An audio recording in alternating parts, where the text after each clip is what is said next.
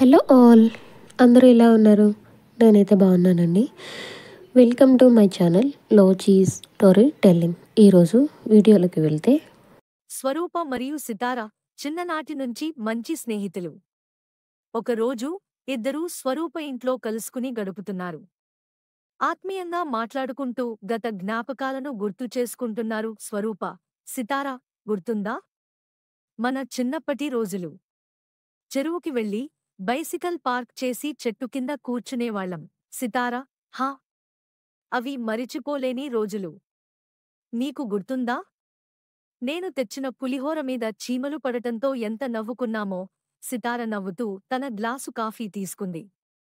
ఇద్దరూ గతాన్ని తలుచుకుంటున్నారు. వారి చిన్ననాటి రోజుల్లో చెరువు దగ్గర సాగిన కబుర్లు, అనుకోకుండా జరిగిన పులిహోర ఘటన, ఇవన్నీ వారికి ఆత్మీయమైనవి. పిల్లల కేరింతలతో జీవితం ఎంత బాగుందో! చిన్నప్పుడు స్కూల్ డేగాక చెరువు దగ్గర కూర్చుని మాట్లాడటం వారి రోజువారీ కార్యక్రమంగా ఉండేది. ఒకసారి సితార తెచ్చిన పులిహోర మీద చీమలు పడటంతో ఇద్దరూ పెద్దగా నవ్వుకున్నారు. స్వరూప ఆ సందర్భాన్ని ఇప్పటికీ మర్చిపోలేదు. స్వరూప మాట్లాడుతూ, నీవు చిన్నప్పుడు నీ కల గురించి చెప్పావు. చిన్న కేఫ్ తెరవాలి అనుకున్నావు. నువ్వు ఆ కల ఇప్పటికీ నిజం చేయలేదు. సితార ఆశ్చర్యపోతూ, అది ఒకసారి మన మాటల్లో చెప్పాను. కాని ఇప్పుడు నువ్వు గుర్తు చేయడం నా మనసులో ఆ ఆలోచన మళ్లీ ప్రేరణ కలిగించింది అంది.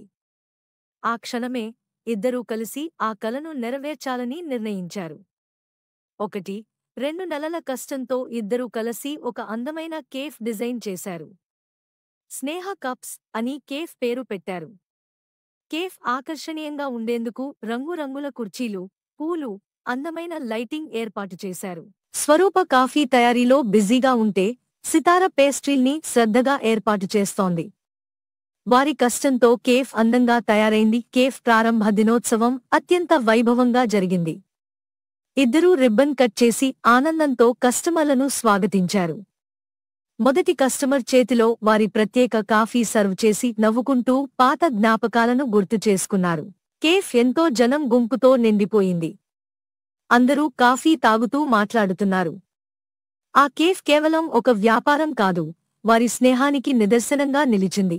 రాత్రి కేఫ్ వెలుగులో మెరిసిపోతూ అందరికీ విశ్రాంతి మరియు ఆనందం ఇస్తోంది. స్నేహ కప్స్ ఇప్పుడు కొత్త స్నేహాలకు, కొత్త కలలకు ప్రేరణగా మారింది. జీవితంలో చిన్న కలలు కూడా స్నేహం మరియు ధైర్యంతో ఎంత పెద్ద సత్యంగా మారతాయో చెప్పడానికి ఇదే ఉదాహరణ. ఇదేనండి ఈరోజు షార్ట్ స్టోరీ. నచ్చితే లైక్ చేయండి, షేర్ చేయండి. మన ఛానల్ ఇంకా ఎవరైనా సబ్స్క్రైబ్ చేసుకోకపోతే సబ్స్క్రైబ్ చేసుకోండి. థ్యాంక్